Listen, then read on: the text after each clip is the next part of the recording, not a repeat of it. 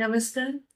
शब्बवे channel में आप सबका बहुत-बहुत स्वागत है और आप सबका बहुत-बहुत धन्यवाद कि आपने हमारे चैनल को इतना लाइक किया और इतने सारे लोग हमारे साथ जुड़ रहे हैं नार्सिसिस्टिक पर्सनैलिटी डिसऑर्डर के केसेस के बारे में, उनके बारे में आप अपनी बातें शेयर करते हैं, अपनी भी फैमिली मेंबर्स का या फ्रेंड्स का और उनकी बातें बताते हैं। कभी-कभी आप वो भी लेते हैं हमसे सलाह वगैरह, सजेशंस वगैरह भी। तो ये बहुत ज़रूरी है कि हम और आप एक साथ जुड़ें क्योंकि ये बहुत लंबी इसकी जो एक ये जो प्रक्रिया है नार्सिसिस्टिक अब्यूज़ रिकवरी की, वो हम सोच नहीं पाते कि इतना देर लगेगा। आप देखिए ना ट्रॉमा बॉन्डिंग इतने बरसों से होती है, तो समय लगता है ना वहाँ से निकलने में, ईज़ी नहीं है। मेरे पास लोग आते हैं 70 इयर्स के, 75 इयर्स की उनकी एज हो गई है। 50 साल से वो इस रिश्ते को निभा रहे होते हैं और उन्हें मालूम ही नहीं था कि ये अब्यूज़ है। दिल में आता था कि ये अब्यूज़ है या ये ठीक नहीं है, सही नहीं है, ये बातें तो उनको लगती थी, मगर क्या सही नहीं है? कुछ बातें वो कल्चर के नाम पे झेल लेते थे।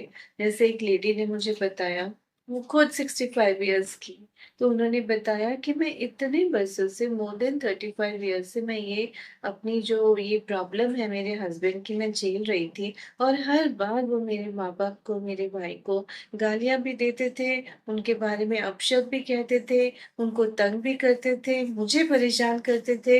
इतना उनके बारे में गलत शब्दों का यूज़ करके हर दिन, इतने साल हो गए, हर दिन आप वही बातें सुनेंगे कि अब तुम्हारी माँ ऐसी है, तुम्हारे बाप ऐसा है, तुम्हारा भाई ऐसा है और फिर उनसे आप पैसे भी ले रहे हो, उनसे आप जो दूसरे जो प्रिविलेजेस वो दे सकते हैं, वो भी ले रहे हो और हक से ले रहे हो, अक्कड़ के ले रहे हो। और वो लेडी बोलती मैं इतने खौफ में होती थी कि मैं सोचती थी कि अगर ये माँग रहा है, मेरे पेरेंट्स दे रहे हैं, तो शायद ठीक ही होगा। हालाँकि दिल गवाही नहीं देता था, लेकिन इतना ज़्यादा सहम गई, खौफ में थी, बोलती मैं दब्बू थी। और जबकि वो जॉब करती थी, एक अच्छी स्कूल में, वो बहुत सालों तक उन्होंने काम किया और सीनियर क्लासेस को उन्होंने पढ़ाया। ऐसा नहीं है कि वो जॉब नहीं करती थी या घर से बाहर नहीं जाती थी, उन्हें बाहर की दुनिया का ज़्यादा मालूम नहीं था, not that and coming from a very decent family. उसके बावजूद भी अब्यूज़ उन्होंने इतने सालों तक झेला। उनका बेटा और उनकी बेटी दोनों में ही इतने ज़्यादा कॉम्प्लेक्सेस आ गए, इन्फीरियॉरिटी इनसिक्योरिटी उनमें इतनी भरी हुई थी कि हालाँकि they went to best of colleges in the country, लेकिन उनकी पर्सनैलिटी में वो दब्बूपन, वो झिझकनापन, वो सहमापन, वो दिखता था। प्लेसमेंट्स के समय या जॉब्स के समय यही बातें दूसरों को खलती हैं, दिखती हैं और फिर नेचुरली आपका सिलेक्शन नहीं हो पाता। अगर सिलेक्शन हो गया तो जो आप अपना परफॉर्म नहीं कर पाओगे, जो कि मैं बोलती हूँ कि एनपीडी नार्सिसिस्टिक पर्सनैलिटी डिसऑर्डर जो जो भी पेरेंट्स को है, उनका बच्चा एनपीडी ना निकले या उससे कोमॉर्बिड इश्यूज लाइक डिप्रेशन हो गया, एंजाइटी क्लिनिकल ना निकले, हो नहीं सकता। बहुत बार पेरेंट्स है वो they try to cover it up, नहीं नहीं मैम ऐसा कुछ नहीं है, मेरा बच्चा तो वहां गया, उस कॉलेज में गया, उस स्कूल में गया, वो जॉब में इतना अच्छा कर रहा है, इतना अच्छा कमा रहा है, सब कुछ है। लेकिन आपका बच्चा का जो चाइल्डहुड था इतना ज़्यादा अब ऊपर नीचे ओवरवेलमिंग ऑफ इमोशंस होता रहता था। वो गालियाँ, वो माहौल में पला है जहाँ उसकी मदर को या फादर को, उसकी दादी को, उसके घरवालों को इतनी गालियाँ सुनने को मिल रही हैं। वो नॉर्मल कैसे रह सकता है बताइए? और जब मैं कन्फ्रंटेशन थेरेपी अप्रोच यूज़ करती हूँ, तो धीरे-धीरे वो बातें निकल के आती हैं कि आप प्लीज़ मेरे बच्चे को भी ठीक कर लीजिए, आपसे बात करके बहुत अच्छा लगा। तो एक ट्रस्ट फैक्टर होता है ना डेवलप, वो कहाँ से डेवलप होता है? जब आपकी एक्सपर्टीज़ उसके अंदर होती है, आपका स्पेशलाइज़ेशन उसके अंदर होता है।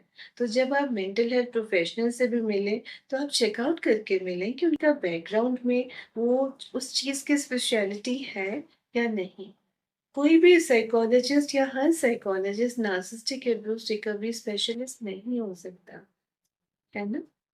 तो वो आप आप ज़रूर चेकआउट करिए। हाँ, वो इंडिविजुअल और चीज़ों में माहिर हो सकता है, वो उसकी स्पेशलिटी है, वो उसकी काबिलियत है ना? यहाँ पर हम नार्सिसिस्टिक अब्यूज़ रिकवरी स्पेशलिस्ट या नार्सिसिस्टिक अब्यूज़ रिकवरी कोच की बात कर रहे हैं।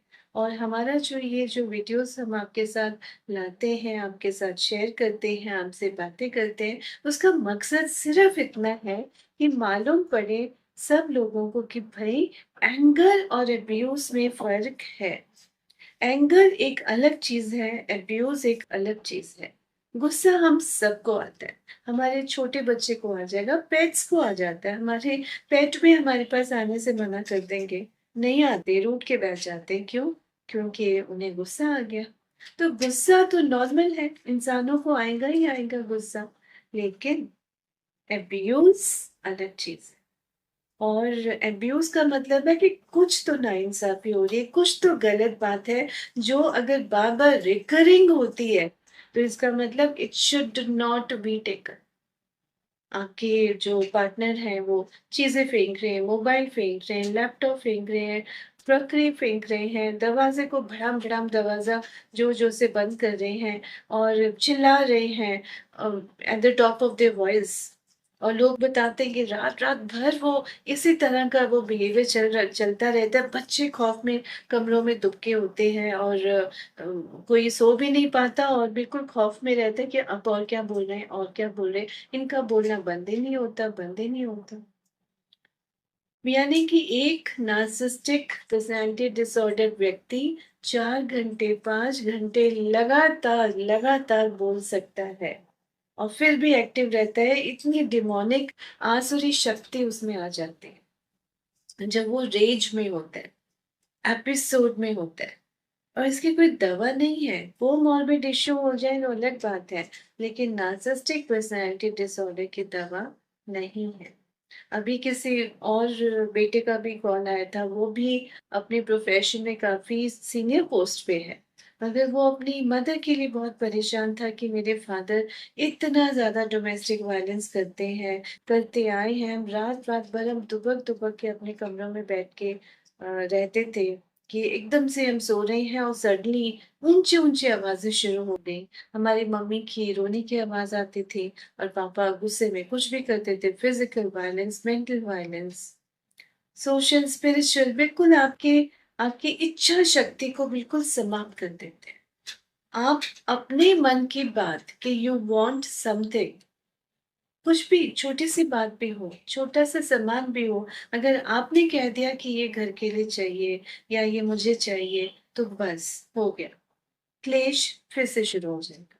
ये नॉर्मल नहीं है, कभी-कभी है, किसी का मूड स्विंग्स हो सकते हैं, फैमिली मेंबर के, हमें गुस्सा आ गया, हमारा मन नहीं है, हमने उस वक़्त दूसरे की बात नहीं सुनी, हो सकता है, इरिटेबिलिटी हो सकती है, फ्रस्ट्रेशन हो सकता है, but once in a while ना।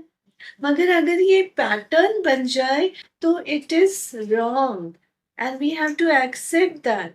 लोग मुझे इतनी बार कॉल पे करके बात करते हैं कि 30 साल से, 35 साल से, 40 साल से हम ये अब्यूज़ झेल रहे थे।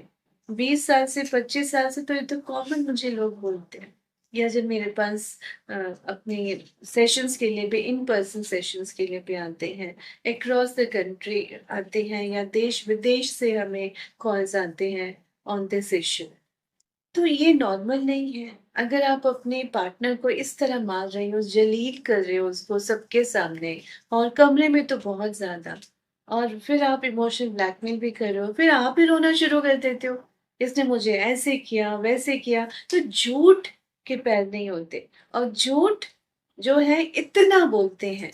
ये अब घर वालों के लिए कुछ और शक्ल, कुछ और सूरत और सीरत और बाहर वालों के लिए आप बिल्कुल अलग डिसेंट, नाइस, केयरिंग, स्वीट ऐसे आप बिहेवियर करते हैं। तो ये डबल स्टैंडर्ड्स ये नॉर्मल है? नहीं है। So we need to accept that ना कि हम क्या झेल रहे थे, क्यों झेल रहे थे इतने सालों। और वो लेडी बोलती कि मुझे ऐसा लगता था कि मेरा जो लड़का है वो छोटा-सा पिल्ला है, जैसे पेट डॉग होता है छोटा-सा और ये एकदम नागिन की तरह उसको फन मारती है, उसको काटती है। इस तरह खौफ में उसने पूरा घर रखा हुआ था। और अभी भी मतलब यही चल रहा है।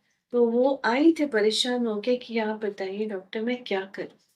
मैं कैसे अपने बेटे की मदद करूँ? मैं अपनी डॉटर इन लॉ को इतना पैम्पर किया हुआ है। वो जॉब नहीं करती, घर में रहती है, कोई काम नहीं करती, 4-4 स्टाफ मेंबर्स उसके पर्सनल हैं।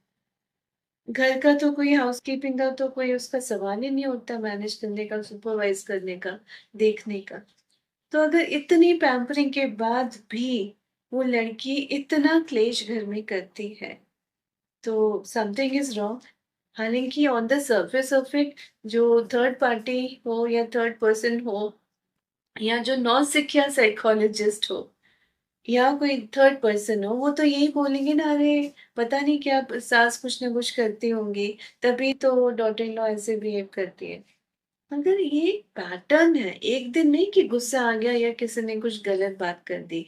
बदतमीज़ी, बददिमागी और आपकी ज़ुबान पे आपका कंट्रोल नहीं। ऐसे-ऐसे अपशब्द बोलना, ये भी तो नॉर्मल नहीं है।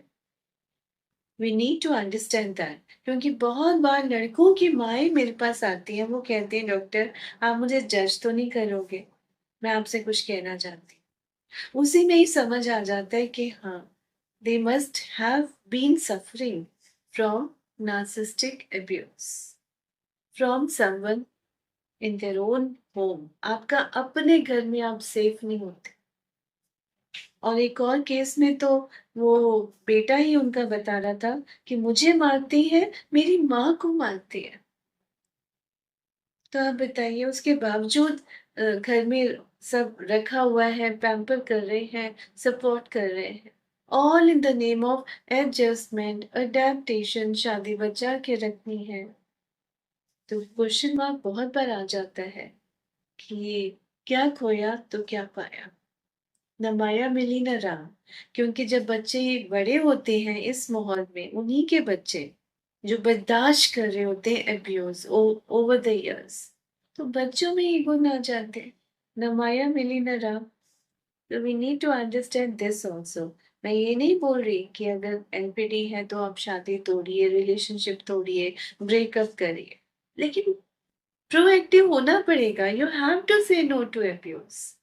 और अकेले नहीं कर पाएँगे, इतना खौफ़नाक मंज़र होता है ऑल द टाइम घर पे।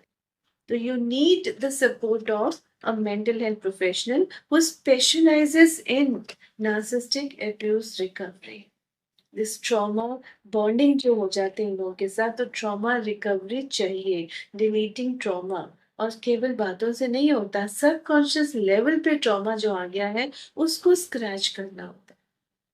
So subconscious energy healing therapy is one of the therapies we use in the management of narcissistic abuse recovery. तो आई होप आपको ये वीडियोस पसंद आया होगा। अगर आपको अच्छा लगा तो प्लीज़ लाइक और शेयर करिए। जितना आप अपने फ्रेंड्स में, अपनी ग्रुप्स में ये शेयर कर सकते हैं, आप करिए। बहुतों की दुआएँ आपको मिलेंगी। बहुत-बहुत धन्यवाद।